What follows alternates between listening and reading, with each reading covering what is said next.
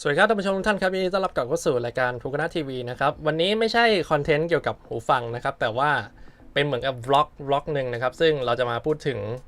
การคืนชีพนะครับเจ้า Razer Black Widow ในปีน่าจะประมาณ 2012-2013 นะครับเป็นคีย์บอร์ด Mechanical ตัวแรกที่ผมได้ใช้ผมปลดประจำการไปนานแล้วล่ะไม่ได้ใช้มันมานานมากแล้วเพราะว่าปัญหาคีย์ของเจ้ารุ่นนี้มันจะเป็นซ้อนกันเองหลายรอบนะครับซ้อนกันเองในระยะเวลาแบบประมาณปีเดียวเนี่ยนะครับก็เป็นแล้วเอาจริงๆนะผมชอบคีย์บอร์ดตัวนี้มากเพราะว่าตัวนี้เป็นมันคือเสียงของ Blue Switch นะครับแล้วก็เป็นสวิตช์ของ MX Cherry ด้วยซึ่งสมัยนั้นเนี่ยก็จะมีแค่ MX Cherry ที่ทำนะครับเป็นสวิตช์เยอรมันเลยแต่ว่ามันพังง่ายครับ ผมก็ไม่เข้าใจเหมือนกันว่าทำไมของ Razer เนี่ยพังง่ายนะครับได้ไปเจอในรีวิวหรือว่าตามเว็บบอร์ดเนี่ยเขาบอกว่าวิธีการฟื้นคืนชีพเจ้าตัวนี้เนี่ยทำได้ไม่ยากนะครับหนึ่งในนั้นก็คือการเอาลมเป่าให้มันฝุ่นเนี่ยออกไปจากตัวสวิตช์แล้วมันน่าจะทำให้สวิตช์มันกลับมาดีขึ้นหรือว่าไม่เกิดการดับเบิลสโตรกหรือว่าดับเบิลแท็บแล้วทุกตัวไม่เอกไม่โทเนี่ยซ้อนกันประมาณ 3-4 ตัวได้นะครับเดี๋ยวเรามาลองดูกับโน้ตแพดข้างบนนี้นะฮะคือเจ้าเนี่ยเห็นไหมฮะมันจะเด้งขึ้นมาอย่างเงี้ยนะคือมันแบบว่าไปสุดลูกหูลูกตาเลยอันนี้คือผมเทสไว้ประมาณหนึ่งแล้วนะครับมีหลายตัวครับที่มันเป็นปัญหาคืออย่างตัว U หรืออะไรพวกเนี้ยคือเนี่ยมันจะดับเบิลเห็นไหมมันจะวิ่งไปเองแต่แบบว่ากดแต่ละทีแต่ว่าบางทีมันก็วิ่งไปเองนะครับวิ่งไปเยอะมากโดยที่แบบว่าเราแบบคือกำลังพิมพ์งานอย่างเงี้ยแล้วแบบว่าผมเป็นพวกแบบว่าคือพิมพ์สัมผัสนิดหน่อยนะครับไม่ได้เก่งมากเนี่ยแต่ว่าบอกเลยว่าแม่งโคตรปวดหัวนะฮะแล้วก็ทำให้การทำรายงานเนี่ยค่อนข้างลำบากมากนะครับก็เลยซื้ออันใหม่นะครับซึ่งเป็นวิธีการแก้ปัญหาที่ง่ายแต่ว่าเปลืองที่สุดนะครับก็คือใช้เงินแก้ปัญหานะครับแต่ว่าวันนี้เราจะไม่ทำกันแล้วครับวันนี้เราจะมาฟื้นคืนชีพเจ้านี้กันนะครับเพราะว่าผมคิดถึงเจ้าตัวนี้มากสิ่งที่เราต้องทำนะครับก็คือเรามีเจ้าตัวนี้นะครับแคปรีมูเวอร์นะครับก็คือตัวดึงสวิตช์ออกนี่แหละไม่ใช่ตัวดึงแคปของตัวคีย์บอร์ดออกนะครับก็แค่กดลงไปอย่างนี้มันก็ดังปึ๊กนะครับแล้วก็ดึงออกมา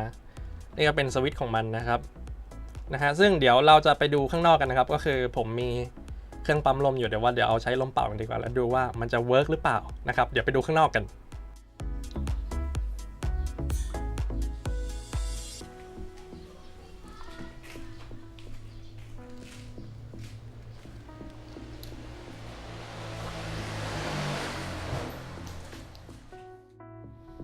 สำหรับในขั้นตอนแรกของการทำความสะอาดนะครับก็คือต้องเอาคีย์แคปที่เป็นคีย์แคปส่วนใหญ่ออกมาก่อนนะครับเพื่อที่เราจะได้เห็นตัวสวิตช์ที่อยู่ข้างล่างนะครับ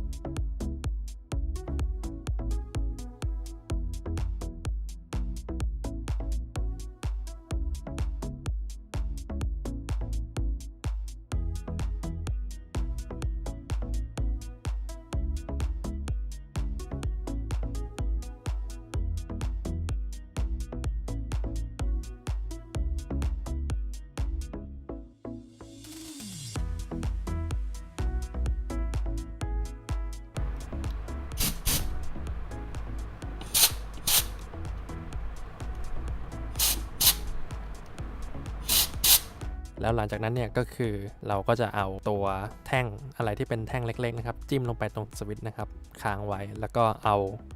ลมนะครับไม่ว่าจะเป็นลมแบบจากกระป๋องหรือลมจากปั๊มลมยังไงก็ได้นะครับฉีดลงไปนะครับสัก 2-3 ที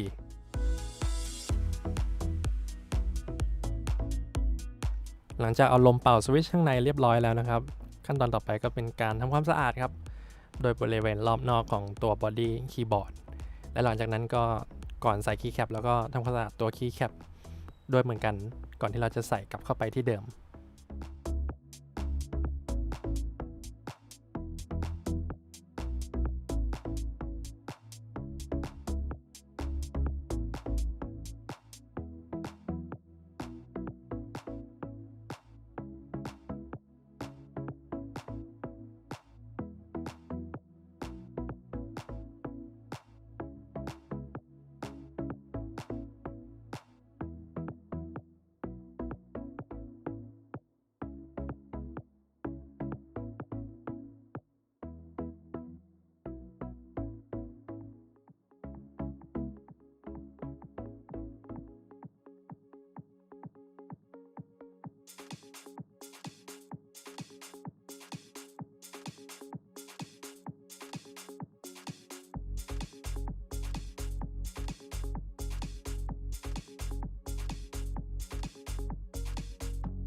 โคซัมให้ดูใกล้ๆนะครับสำหรับวิธีการที่ผมทำเมื่อสักครู่นี้นะครับก็คือเราเอาเจ้านี่นะครับเป็นอะไรก็ได้นะครับที่เป็นหัวแหลมๆแล้วก็เข้าถึงตัวสวิตช์ได้ง่ายนะครับแล้วเราก็จิ้มลงไปนะครับจิ้มไปให้ลึกๆนะครับแล้วก็ระหว่างที่เราใช้เนี่ยเราก็เอาลมอัดที่เป็นกระป๋องหรือว่าที่เป็นเครื่องปั๊มลมก็ได้ครับเป่าเข้าไปสัก 2-3 ทีนะครับไปลองดูกันนะครับว่าเราได้คีย์บอร์ดที่กลับมาใช้สภาพเหมือนเดิมหรือเปล่าไปดูกันเลยเอาล่ะครับถึงเวลาพิสูจน์กันแล้วนะครับว่าจะได้ผลหรือเปล่านะครับจากที่ไปทำความสะอาดมานะครับเอามาเป่าฝุ่นแค่เป่าฝุ่นนะครับอย่างเดียวดูซิว่ามันจะเป็นเหมือนเดิมหรือเปล่านะครับตัวที่เราจะทดสอบก็เหมือนเดิมครับเราจะเป็นตัว H ตัวที่มันซ้ำๆบ่อยๆจะมีตัว Y ตัว U ตัว H อะไรพวกนี้นะครับเรามาดูกันครับว่าเวลาพิมพ์ไป20ครั้งเนี่ยมันจะเกินหรือเปล่านะครับ1 2 3 4 5 1 2 3 4 5 1 2 3 4 5เฮ้ยเหมือนจะได้ผลมั้งนะมาลองดูตัว U ปัญหาเลย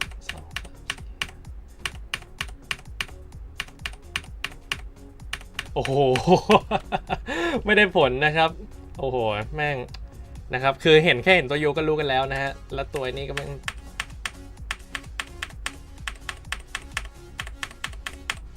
อันนี้เหมือนไม่รู้ได้ผลหรือเปล่าเดี๋ยวตัวไมโทร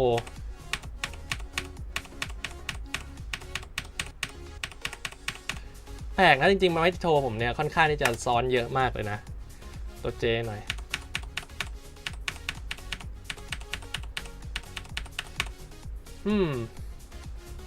ไอ้เมื่อก่อนไอ้พวกตัวพวกนี้มันซ้ำเยอะนะครับแต่กลายเป็นว่าตัว U เนี่ยปัญหาสุดๆละตัวสระ E เนี่ยนะครับถ้าเป็นภาษาไทยเนี่ยเหมือนจะยังซ่อมไม่ได้นะครับเจ้าตัวนี้โอ้โหมาก็เด้งเลยอ่ะ คือแบบโอ้โหไม่เวิร์กนะครับซึ่งจริงๆอันนี้มันมีวิธีแก้อยู่นะครับก็คือต้องใช้แอลกอฮอล์นะครับซึ่งไม่ใช่แอลกอฮอล์แบบทั่วไปนะเป็นแอลกอฮอล์ที่ไม่ผสมน้ำนะครับซึ่งอันนี้เนี่ยเดี๋ยวค่อยมาซ่อมกันใหม่แล้วกันนะครับเพราะว่าตอนนี้ผมยังไม่มีแอลกอฮอล์ที่เป็นแบบนั้นอยู่นะครับเดี๋ยวต้องลองสั่งมาแล้วก็ลองมาทำความสะอาดหยอดลงไปอีกรอบหนึ่งนะครับดูกันว่ามันจะได้ผลจริงๆหรือเปล่านะครับเพราะว่าผมรู้สึกว่าผมชอบเสียงของบูสวิตมากแล้วผมก็อยากจะกลับมาใช้อีกรอบหนึ่งนะครับก็สำหรับในคลิปนี้ของฟุกนะทีวีนะครับก็ขอจบแต่เพียงเท่านี้นะครับสำหรับการพยายามรื้อฟื้นเจ้าตัวนี้ขึ้นมาใช้อีกรอบหนึ่งนะครับถ้าเกิดว่าชอบวิดีโอหรือไม่ชอบยังไงนะครับลองคอมเมนต์มาใต้คลิปได้นะครับก็จะพยายามเปลี่ยนคอนเทนต์ให้หลากหลายมากขึ้นนะครับวันนี้ไปกันก่อนครับเจอกันใหม่คราวหน้าครับสวัสดีครับ